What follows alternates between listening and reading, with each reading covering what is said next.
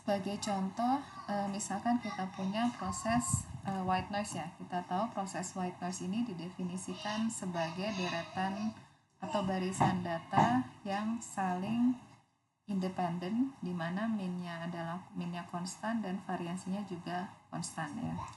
Kita tahu bahwa proses white noise ini adalah proses yang memenuhi sifat stasioner kuat ya, di mana fungsi autokovariansinya bisa kita tuliskan sebagai gamma k ya, di mana kalau kita ambil k-nya sama dengan 0, berarti dia merupakan nilai varians ya.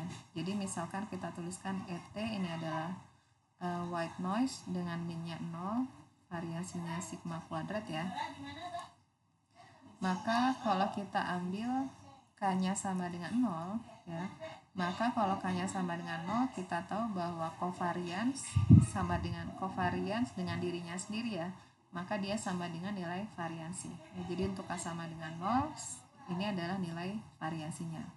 Kemudian untuk k tidak sama dengan 0 atau yang lebih besar dari 0, ini kenapa nilainya 0? Karena sifat dari proses white noise itu sendiri di mana dia saling independen. Jadi kalau independen berarti autocovariance-nya itu sama dengan 0 ya. Nah, kalau kita sudah bisa menurunkan fungsi autocovariance, maka dengan mudah kita bisa menghitung fungsi autokorelasinya ya. Atau ACF-nya bisa kita hitung di mana ACF ini kan kita notasikan dengan ρk ya.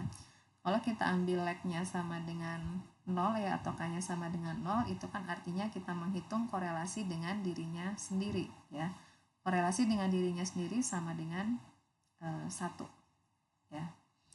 Kemudian kalau untuk k tidak sama dengan 0, ini kenapa nilainya 0? Ya sama seperti autocovariance ya. Karena kalau prosesnya itu ketika punya deretan purba acak yang saling independen, maka covariance ataupun korelasinya sama dengan 0 ya. Nah, kalau kita sudah bisa tuliskan ya fungsi autokorelasi, sekarang kita tuliskan bagaimana dengan PACF-nya. PACF-nya untuk k sama dengan 0, kita punya nilainya sama dengan 1 ya, ini tidak berubah. Kemudian untuk k tidak sama dengan 0, dia juga sama dengan 0 ya. Ya karena sebenarnya ini kan secara tidak langsung dari definisi white noise itu sendiri ya. Karena white noise itu adalah proses yang saling independen, maka baik fungsi korelasi, autokorelasi maupun autokorelasi parsialnya pasti sama dengan 0 untuk lag yang lebih besar dari 0. Ya. Jadi dalam hal ini kalau untuk white noise dia kasus spesial ya, di mana ACF dan fungsi PACF-nya itu nilainya fungsinya sama ya. Jadi fungsi ACF dan fungsi PACF-nya ini sama untuk proses white noise. Selanjutnya kalau kita punya proses MA, kita sebelumnya sudah pernah menurunkan ya, fungsi autokorelasinya diberikan dengan persamaan ini ya, di mana fungsi autokorelasinya ini menunjukkan bahwa kalau lag-nya ya, kalau k-nya lebih besar dari 1 atau lag-nya lebih besar dari 1, maka nilai fungsi autokorelasinya sama dengan 0 ya. Tetapi untuk k sama dengan 1 itu ada nilai korelasinya ya. Atau dengan kata lain, proses MA1 kita katakan memiliki karakteristik di mana plot ACF-nya atau fungsi autokorelasinya itu terputus setelah lag ke-1. Terputus ini artinya setelah lag ke-1 nilai autokorelasinya sama dengan 0. Nah, bagaimana dengan PACF-nya? PACF-nya ini bisa harus kita turunkan satu-satu dulu ya. Bagaimana kalau lag-nya sama dengan 1? Kita tahu bahwa kalau kita ambil lag-nya sama dengan 1, maka fungsi autokorelasi pada lag ke-1 sama dengan fungsi autokorelasi parsial pada lag ke-1 ini sama dengan fungsi autokorelasi pada lag ke-1 ya. Jadi Pi11 sama dengan Rho 1 ini diberikan oleh persamaan minus theta dibagi 1 plus theta kuadrat ya. Kemudian untuk autokorelasi parsial leg kedua bagaimana? Berdasarkan penurunan berdasarkan atau metode yang bisa kita gunakan seperti menggunakan metode regresi atau juga menggunakan formula dari Levinson and Darbin ya, di mana rho 22 ini bisa kita tuliskan sebagai rho 2 dikurangi rho 1 kuadrat dibagi 1 minus rho 1 kuadrat. Kemudian karena kita tahu bahwa MA ini kan fungsi autokorelasinya terputus setelah leg ke-1 ya. Artinya nilai rho 2 ya, ini rho 2 sama dengan 0 ya.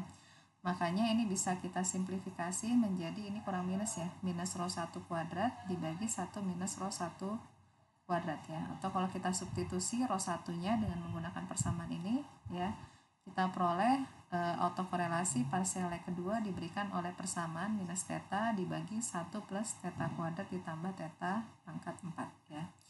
Dan seterusnya kalau kita menggunakan K yang lebih umum ya, atau kita hitung autokorelasi parsial pada leg K, maka nilainya diberikan oleh persamaan seperti ini ya. Jadi bisa kita lihat bahwa proses MA1 itu memiliki karakteristik di mana fungsi autokorelasinya itu terputus setelah leg ke-1, tetapi nilai PACF-nya dia akan turun secara eksponensial menuju 0 ya. Jadi kalau kita amati nilai P11, P22 sampai dengan PKK secara umum kalau kita buat K-nya lebih besar, maka nilai autokorelasi parsialnya itu akan terus menurun ya, dan penurunannya ini akan turun secara eksponensial menuju 0. Kemudian berikutnya kalau kita coba analisis ya, bagaimana proses MA2 dari fungsi autokorelasinya ini sudah pernah kita turunkan juga ya, di mana MA2 ini memiliki karakteristik di mana ACF-nya terputus setelah leg kedua. Artinya setelah leg kedua nilai ACF-nya itu sama dengan 0 ya. Kemudian untuk PACF-nya bagaimana? Kita bisa menggunakan untuk memahami karakteristik dari PACF untuk MA2, kita bisa turunkan dengan bisa menggunakan metode regresi ataupun menggunakan formula Levinson ya. Nanti kalau kita amati fungsi PACF-nya dia juga akan turun secara eksponensial atau bisa juga turun secara sinusoidal tergantung tandanya dan besaran dari parameter theta 1 dan theta 2 ya. Jadi untuk K yang semakin besar maka nilai PACF-nya itu akan turun menuju 0 dan proses penurunannya itu bisa secara eksponensial seperti ini ya, penurunannya seperti ini ya, atau bisa juga secara sinusoidal. Kalau sinusoidal berarti penurunannya bisa seperti ini ya.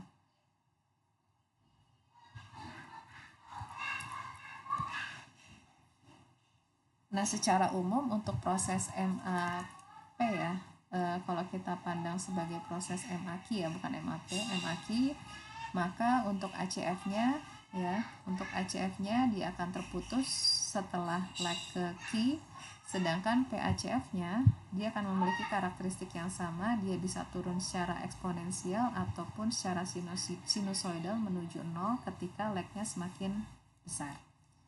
Nah, sekarang bagaimana dengan proses autoregresif ya? Kita pelajari untuk AR1 ya. Ini adalah fungsi autokorelasi dari AR1 ya. Di mana fungsi autokorelasinya adalah merupakan fungsi dari parameter AR1 yaitu Pi pangkat K ya. Jadi kalau kita amati plot dari ACF ini dia akan turun secara eksponensial menuju 0 ya. Nah, bagaimana dengan PACF-nya? PACF-nya kalau kita coba substitusi ya dengan persamaan dari formula Levinson tadi ya. Pertama kita tahu bahwa untuk K sama dengan 1 ya. Untuk K sama dengan 1 kita tahu bahwa rho Pi ya, autokorelasi parsial pada leg ke-1 itu sama dengan nilai rho 1. Dimana nilai rho 1 kalau kita substitusi dari persamaan ACF-nya, rho 1 sama dengan Pi pangkat 1, artinya sama dengan nilai parameternya, yaitu nilai Pi ya. Nah, bagaimana untuk K lebih besar dari 1? Sekarang kita coba kalau K-nya sama dengan 2 ya. Kita tahu bahwa autokorelasi parsial untuk leg kedua ini kan bisa kita tuliskan sebagai rho 2 dikurangi rho 1 pangkat 2 dibagi 1 minus rho 1 pangkat 2 ya. Kita substitusi rho 2 berapa? Kita pakai dari persamaan fungsi autokorelasi fungsi ACF-nya ya. Jadi kalau K-nya sama dengan 2 berarti kita punya rho 2 sama dengan pi pangkat 2 ya. Berarti ini adalah pi pangkat 2, sedangkan rho 1 itu kan sama dengan pi. Kita pangkatkan 2 dibagi 1 minus pi pangkat 2 ya. Yang di atas pi pangkat 2 dikurangi pi pangkat 2 sama dengan 0 ya. 0 dibagi nilai berapapun sama dengan 0 ya. Makanya secara umum kalau kita hitung untuk leg yang lebih besar dari 2 ya, untuk nilai 3, 4 dan seterusnya bisa kita buktikan pasti nilai autokorelasi parsialnya sama dengan 0 ya. Jadi dari sini bisa kita simpulkan apa? Untuk proses AR1 maka untuk fungsi PACF-nya dia akan terputus setelah leg ke-1. Artinya setelah leg ke-1 nilai autokorelasi parsialnya akan sama dengan 0. Selanjutnya untuk proses AR2 ya, kita juga sudah pernah menurunkan fungsi autokorelasinya, di mana fungsi autokorelasinya bisa kita ekspresikan sebagai persamaan Euler-Walker ya. Jadi persamaan Euler-Walker ini kan menyatakan bahwa fungsi autokorelasinya itu merupakan fungsi yang bersifat rekursif ya. Jadi artinya kalau kita mau menghitung korelasi pada leg ke K, berarti kita harus tahu informasi autokorelasi pada dua leg sebelumnya, yaitu pada K-1 dan K-2. Jadi ini prosesnya, perhitungannya bersifat rekursif. Kemudian plot ACF-nya, kalau ACF-nya kita gambarkan dalam bentuk plot, maka plotnya ini akan menunjukkan pola eksponensial atau juga bisa pola sinusoidal, di mana fungsinya ini akan turun menuju 0 ya. Kemudian bagaimana dengan PACF-nya? Kita juga bisa substitusi ya ke dalam persamaan fungsi autokorelasi parsialnya, di mana nanti kalau kita turunkan kita akan dapatkan bahwa nilai autokorelasinya atau autokorelasi parsialnya untuk K sama dengan 1 ya, ini untuk K sama dengan 1 dan K sama dengan 2 ini nilainya tidak 0 ya.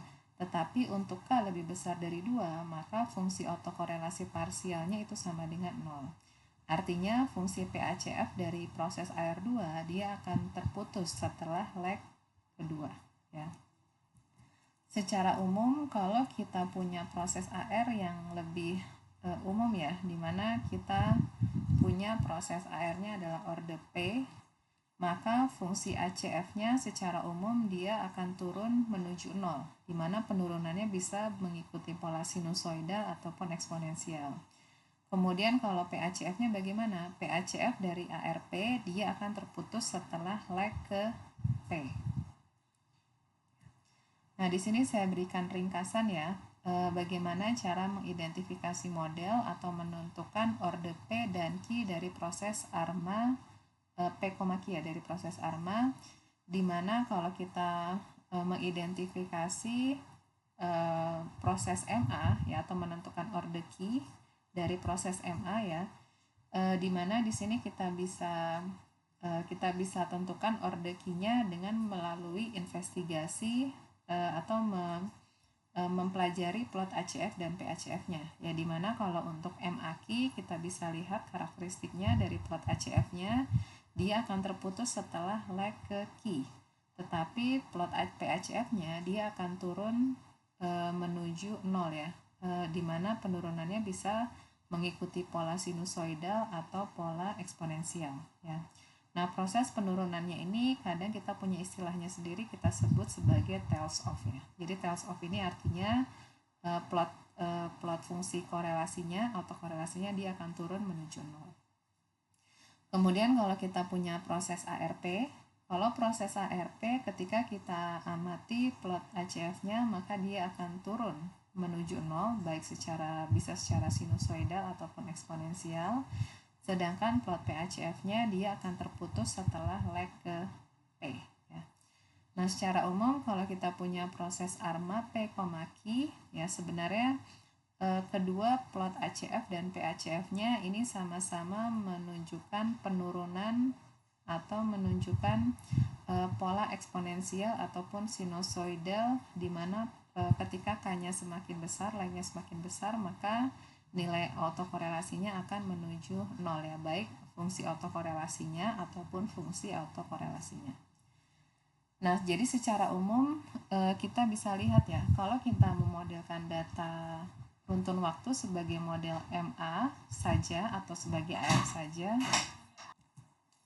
untuk ARMA P, Q, jadi di sini tidak bisa kita gunakan ACF ataupun PACF untuk menentukan orde dari proses ARMA ya. Jadi alat ACF dan PACF ini hanya bisa kita gunakan untuk menentukan orde sebagai proses MA murni ataupun sebagai proses ARP murni ya. Nah, bagaimana caranya kalau kita mau menentukan orde dari sebagai proses ARMA ya? Kita akan bahas dengan menggunakan metode yang lain. Tetapi di sini saya kasih catatan secara umum ketika kita memodelkan sebagai proses ARMA, umumnya orde P dan Q itu tidak pernah lebih dari 3 ya. Ya walaupun ada juga kasus di mana kita bisa memiliki orde lebih 3 tapi jarang terjadi ya. Karena biasanya paling besar nilai P dan Q itu paling besar nilainya adalah 3. Nah, alat lain untuk mengidentifikasi dari proses ARMA ya untuk menentukan orde ARMA itu kita bisa menggunakan EACF, di mana EACF ini singkatan dari Extended Autocorrelation Function